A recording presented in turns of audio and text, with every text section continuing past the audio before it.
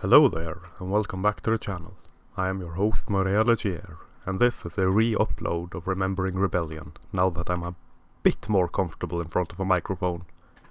It is the first chapter of my book Howling at the Slutwalk Moon, so I thought maybe this would be a good promotional thingamajigger to do.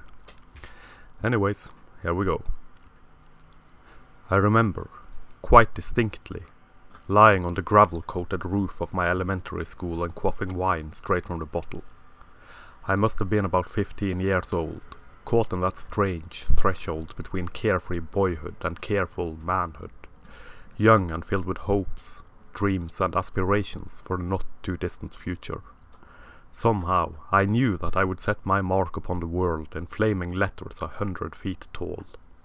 This knowledge was shared amongst our little group of friends, drinking and laughing merrily atop the roof.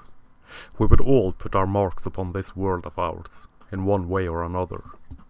We would prove ourselves worthy, talented, independent, strong and radiant, shining with some inner glow far surpassing the warm glow of wine. I remember it was early autumn, not too cold, yet chilly. Another threshold, the changing of the seasons, the changing of the guards, the changing of our world.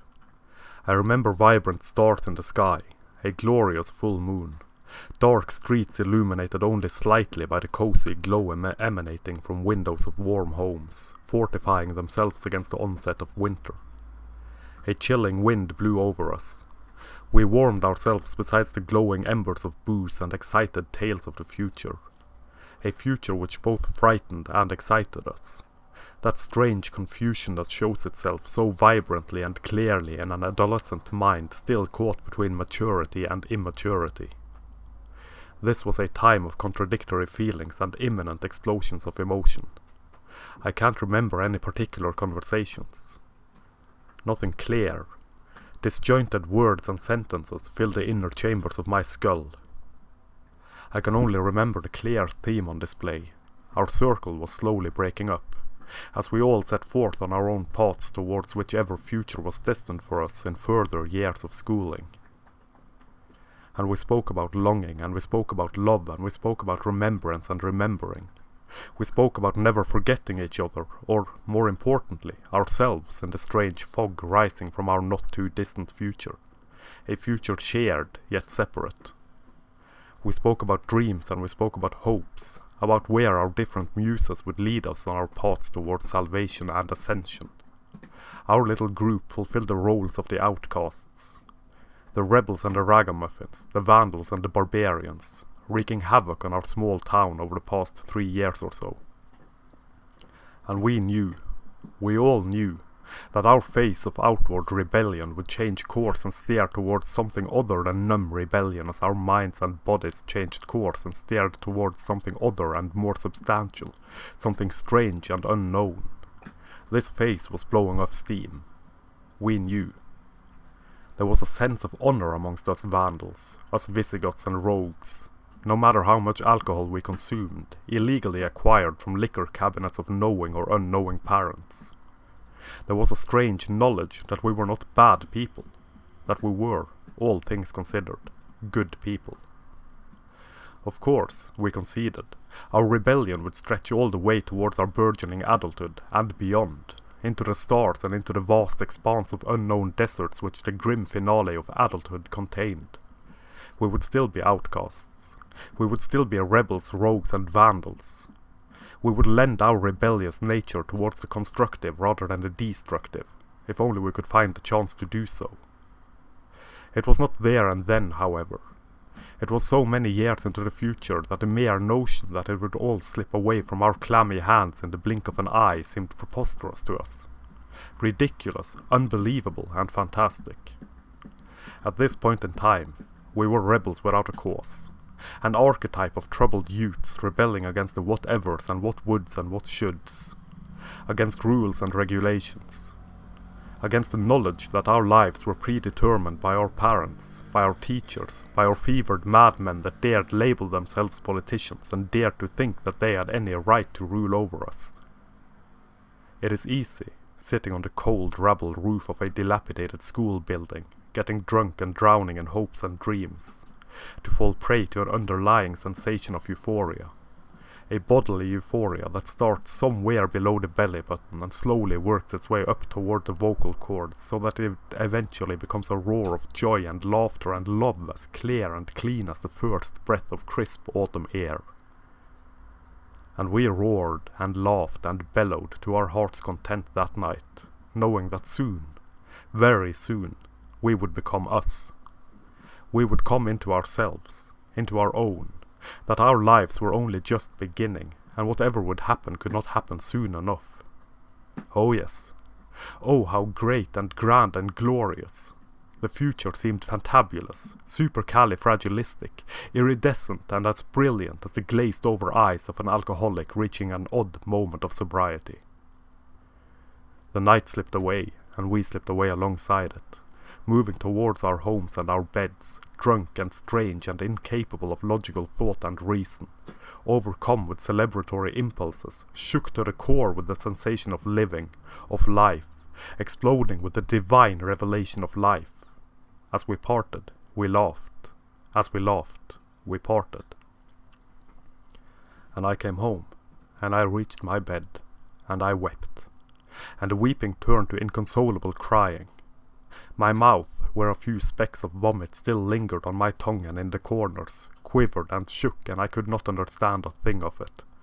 Now, my soul has always been tainted in no small way by the melancholy, and in hindsight there is no wonder why this long night would call me out to weep in such an overwhelming manner. It was the breaking of my innocence, my descent into hell which I celebrated that night, the crossing of the river Styx. The burden of adulthood lay heavy on my shoulders, and I was on my path towards the grand unknown. From relative order to complete chaos. It scared me. It shook me to my very core.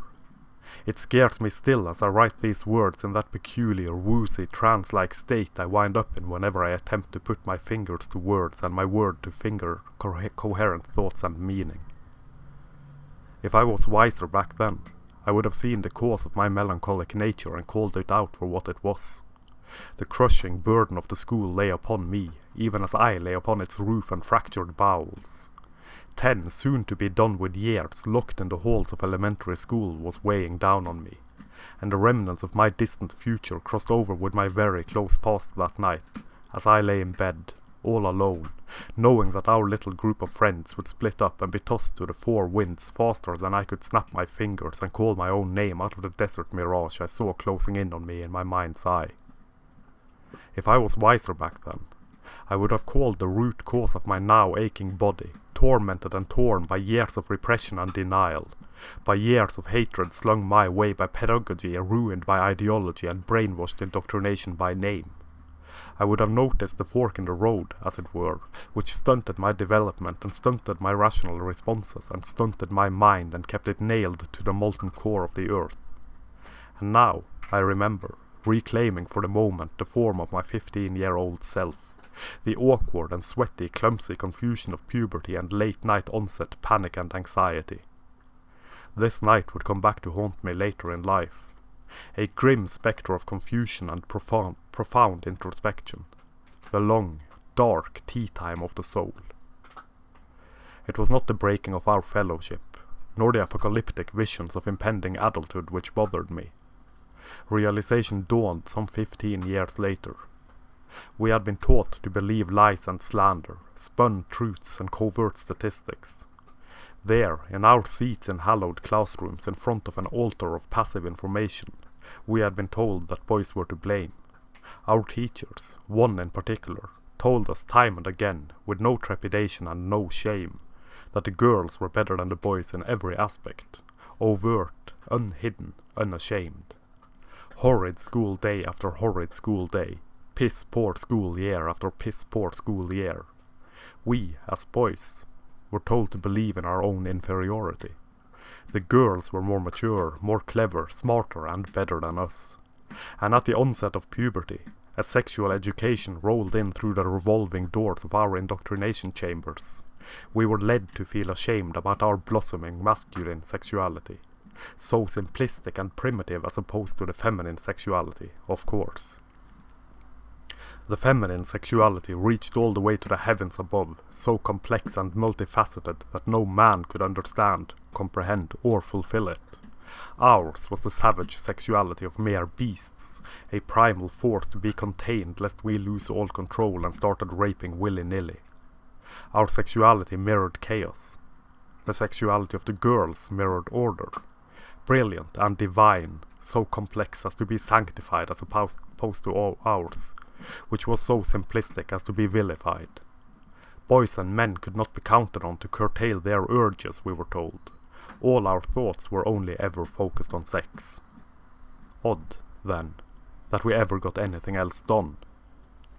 To grind us down into the dust, turn us into single-minded simpletons. This point was driven home with nails plunged deep into our cerebral cortex.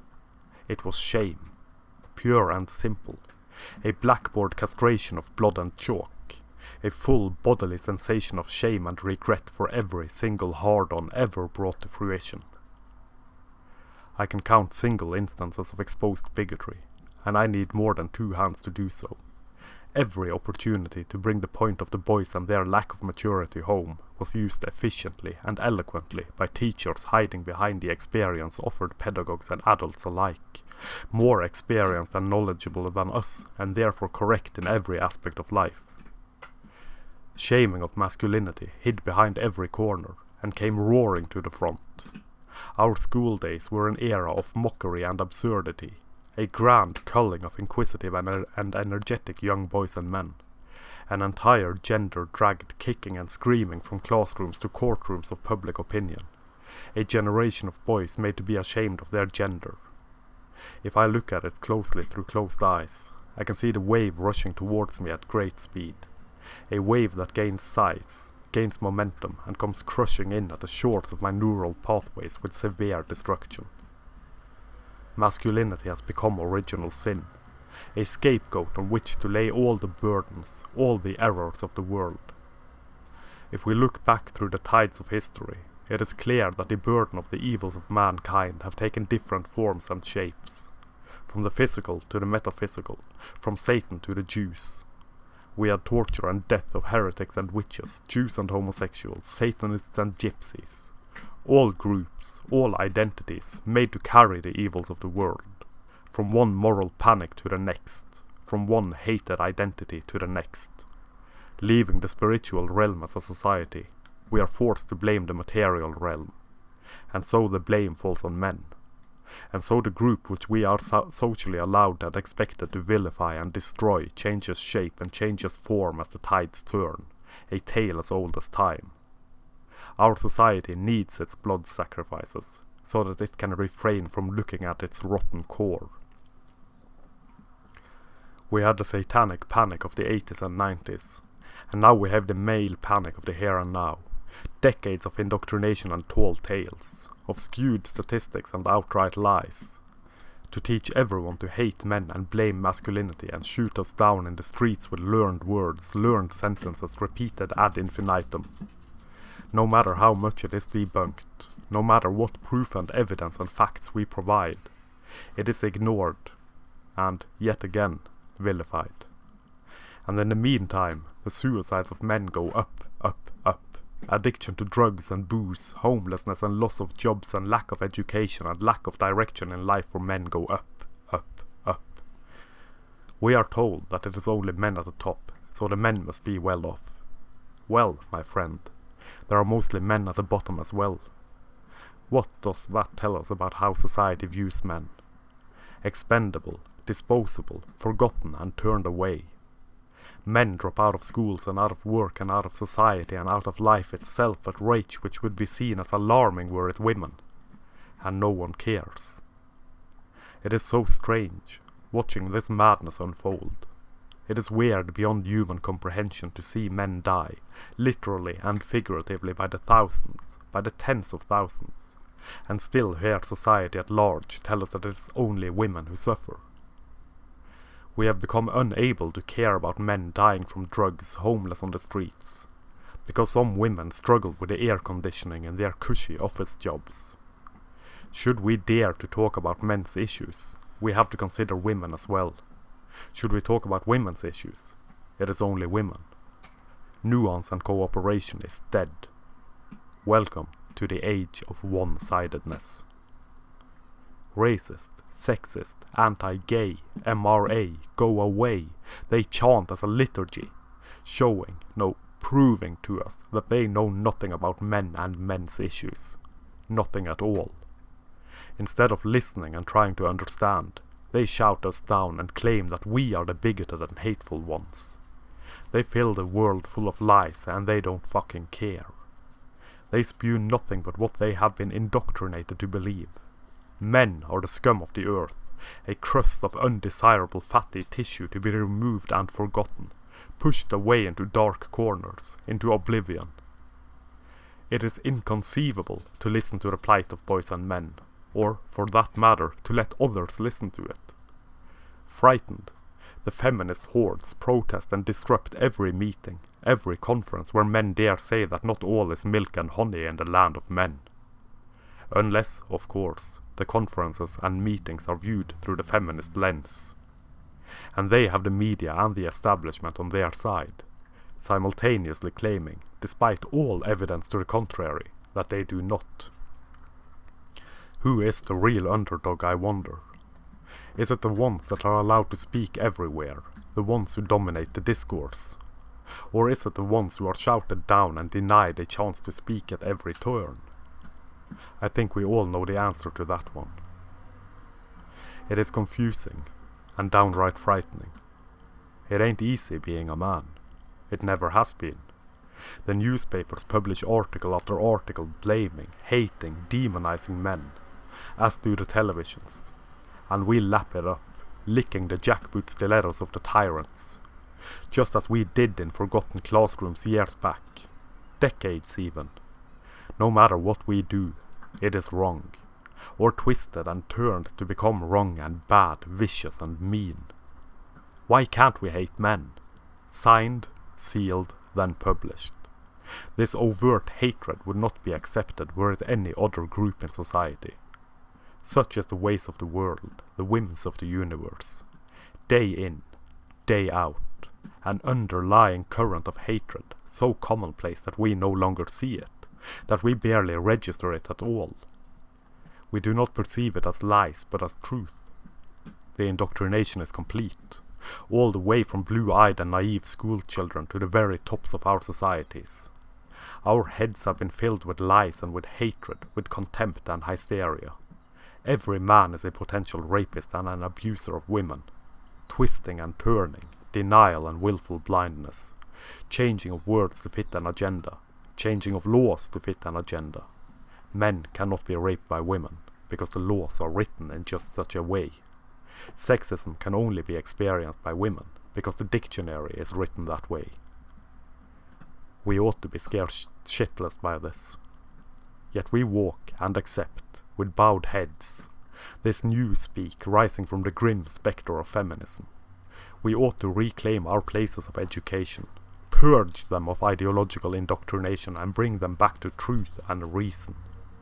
Let the feminists, with their agenda, say their 50 Hail Dworkins and grab their pussy fixes. Boys need to be told that they are good. Boys deserve to be told that they, too, matter. That their lives and their experiences and their well-being is just as important as that of girls. The mind boggles at a clear doublethink, simultaneously oppressed and in domination of the media and of the discourse. But all is possible in the new speak world.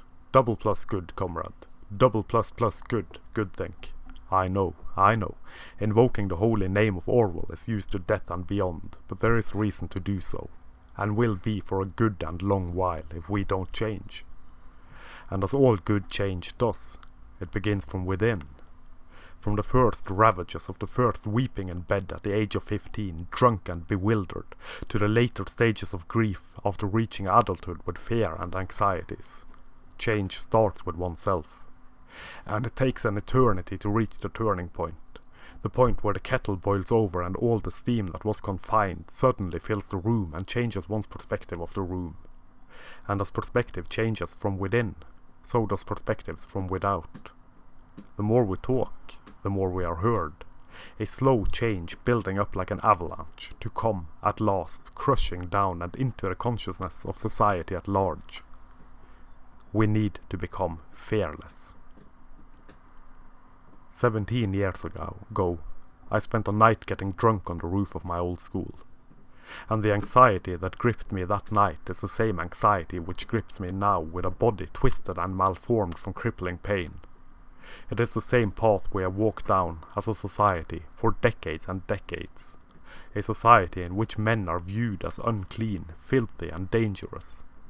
A world in which men are told, from an early age, to hate themselves and make amends for the sins of being men. By virtue of nothing but a random chance of our birth, we are the bad guys.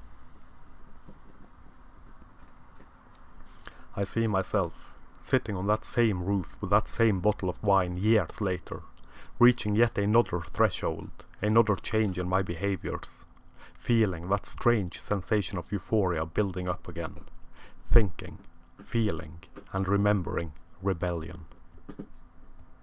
Thank you very much for watching.